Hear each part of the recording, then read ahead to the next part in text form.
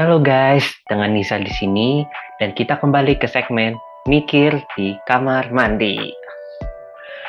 Oke, hari ini kita akan membahas mengenai apa ya? Mengenai peer-to-peer lending, bagaimana cara kerja dan keuntungannya.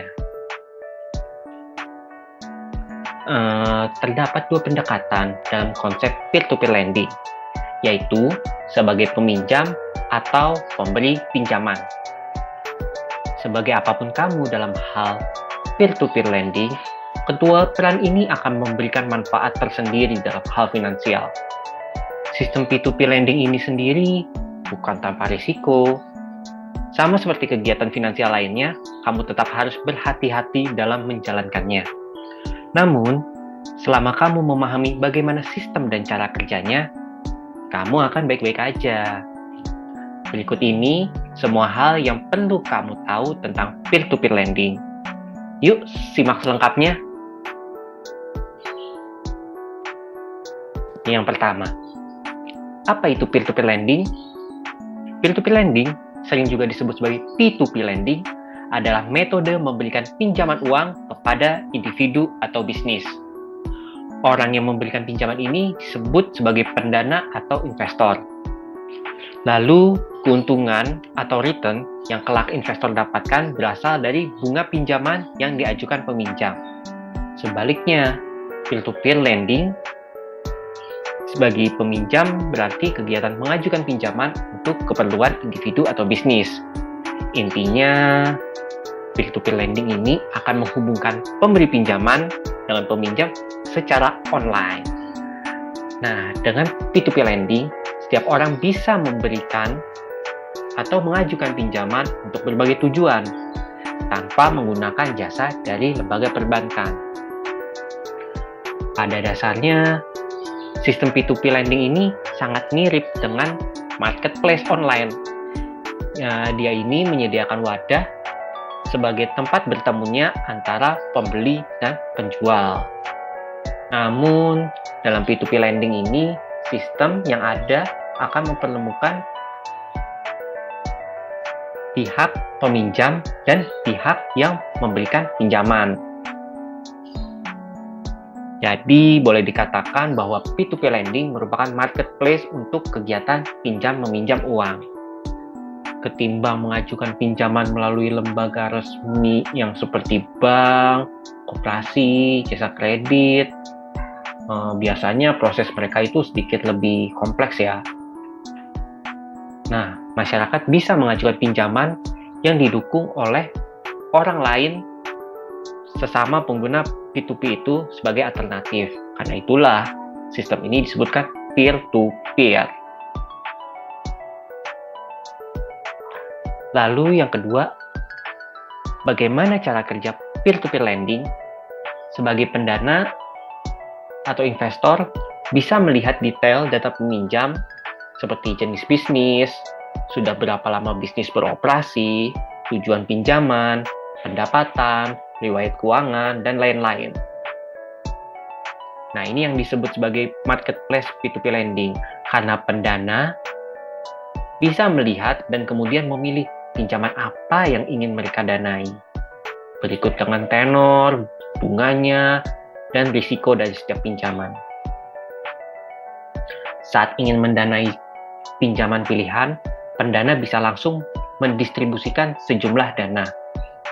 Setelah itu, peminjam akan membayarnya dengan cicilan atau di akhir masa tenor. Disitulah pendana mendapatkan keuntungan berupa pokok dan bunga. Adapun besaran bunganya akan tergantung pada suku bunga pinjaman yang didanai.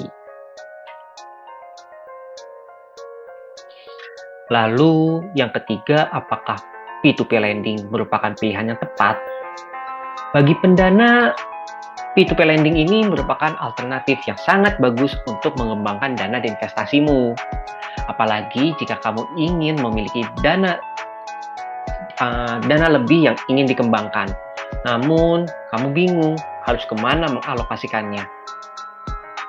Modal awal dalam melakukan pendanaan di P2P lending ini cenderung kecil loh. Bahkan ada yang bisa sampai dimulai dengan 100.000. Tak hanya itu, dengan mendanai pinjaman di P2P lending, kamu juga bisa sambil mempelajari fundamental investasi. Kenapa? Karena P2P lending memiliki prinsip dasar yang mirip. Dimanapun kamu harus melakukan analisa terhadap pinjaman-pinjaman yang ingin kamu danai.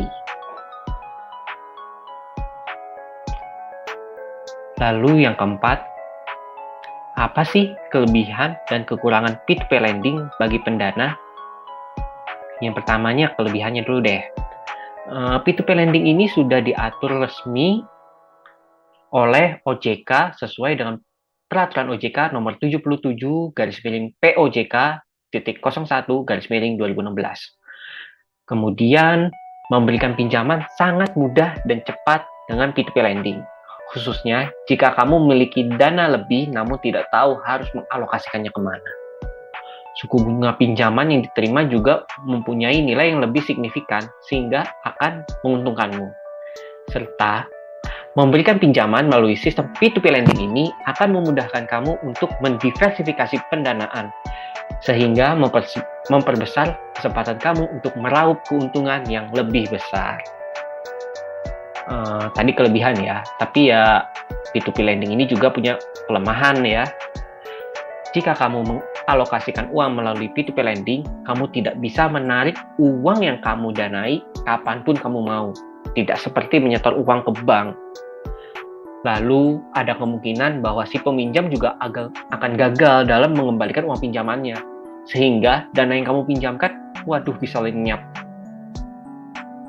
Namun, hal itu masih bisa diatasi jika kamu memilih pendanaan yang dilindungi oleh asuransi. Lalu, bagaimana sih cara terbaik mendanai di P2P lending? Sama seperti kamu melakukan investasi di saham, reksadana, dan lainnya, tentu ada strategi atau cara-cara terbaik yang bisa dilakukan supaya kamu dapat keuntungan yang maksimal. Nah, strategi tersebut juga ada loh ketika mendanai sebuah peer-to-peer lending. Yang pertama apa saja? Yang pertama adalah melakukan diversifikasi. Teknik ini umum apapun bentuk investasinya. Yang kedua, pahami resiko pendanaan fintech lending. Nah, sebagaimana kamu berinvestasi, resiko ini sangat penting untuk dipahami karena semua investasi memiliki porsi resiko masing-masing. Lalu, berinvestasi di beragam kredit scoring dan suku bunga. Karena P2P lending ini juga mempunyai bunga yang beragam, yang dimana semakin tinggi bunganya juga resikonya akan semakin besar. Begitupun sebaliknya. Lalu, berikutnya adalah melakukan riset. Nah, keuntungan dengan investasi dengan sistem ini adalah transparansi yang luar biasa tinggi. Jadi kamu tetap harus melakukan riset mana yang terbaik.